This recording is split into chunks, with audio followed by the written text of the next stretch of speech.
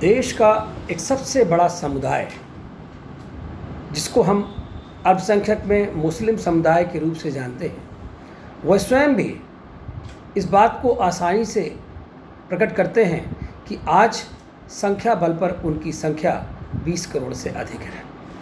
तो जहां संविधान की विरासत, अगर भारतीय समाज को संविधान से मिले समानता और कानूनी बराबरी के अधिकार को माना जाए, तो ऐसे में ये अल्पसंख्यक और बहुसंख्यक का ये वाद कहीं ना कहीं इस विरासत, जो भारत की देश की विरासत है, उसको कहीं ना कहीं ये खंडित करता है। संविधान निर्माताओं ने भी देश के संविधान में सभी धर्मों, जातियों और लिंगों को बराबरी का अधिकार दिया था। ऐसे में भारतीय संस्कृति संविधान में दिए समानता के अधिकारों के साथ ही आज़ादी के संघर्ष के दौरान भी जब हम सब सामाजिक मूल्यों में एक साथ खड़े हुए, ऐसे में वो समुदाय जो उस समय पर आज़ादी के वक्त 1.4% थे, वो आज घट करके 0.0% हो गए, तो पारसी, उनको हम अल्पसंख्यक की दर्जा दे सकते हैं।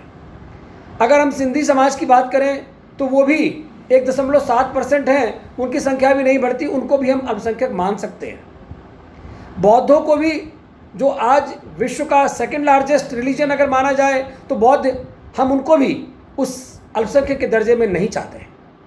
जैन समुदाय, तो इसका एक बार इस पर विवेचना होनी ही चाहिए। मुझे लगता है कि संसद और विधान परिषद या विधानसभा, उनका निर्माण भी इसी बहस के लिए हुआ है, ना कि नाली खड़ंजे की बहस करने के लिए उस पर विचार किया जाए।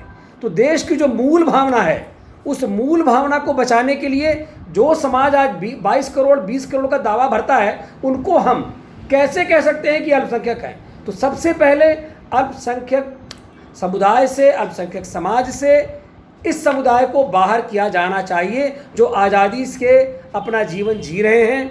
और विश्व में जितने भी 56 इस्लामिक कंट्री हैं, कहीं पर भी किसी को इस प्रकार का दर्जा नहीं मिला है। तो ये विशेष दर्जे से इनको बाहर किया जाना चाहिए। और जो इस दर्जे में जो जातियाँ, चाहे वो जैन समुदाय है, चाहे वो सिख समुदाय है, चाहे वो पारसी समुदाय है, ऐसे समुदाय, वो ईसाई समुदाय है, इनको अगर वहाँ रखा जाता है तो ये वहाँ चल सकते हैं। लेकिन इस पर एक बार विवेचना और इनका पुनः एक बार विचार जरूर होना चाहिए। तो जो कानून जो केवल देश के गणतंत्र को छिन्न भिन्न करेगा और जो इसकी परंपरा को रौंदने का काम करता है, वह गैर संवैधानिक ही माना जाना चाहिए। तो इसलिए जो बहुधार्मिक और बहुनस्लीय और बहुभाषी संस्कृति और देश की हजारों साल की पुरानी सौहार्द विरासत है, और जो हमारी आज़ादी का मूल भी था, तो अगर हमारा विभाजन भी धर्म के आधार पर हुआ था, तो उसमें भी अगर मुस्लिम लीग लेकर के किसी ने अपना निर्माण किया है, तो हमको यहाँ पर भी उसकी बराबरी को आगे नहीं बढ़ाना चाहिए। और ये तभी हो पाएगा जब हम इस जो समाज में आज इस दर्जे पर आ चुके हैं, चाहे उनकी विरासत में संसद में उनका प्रतिनिधित्व देखिए, चाहे उनका विधानसभा में प्रतिनिधित्व देखिए, तो वो आज एक ऐसे दर्जे पर हैं कि उनके ऊपर उनको सीधा सीधा अल्पसंख्यक समुदाय से बाहर किया जाना चाहिए।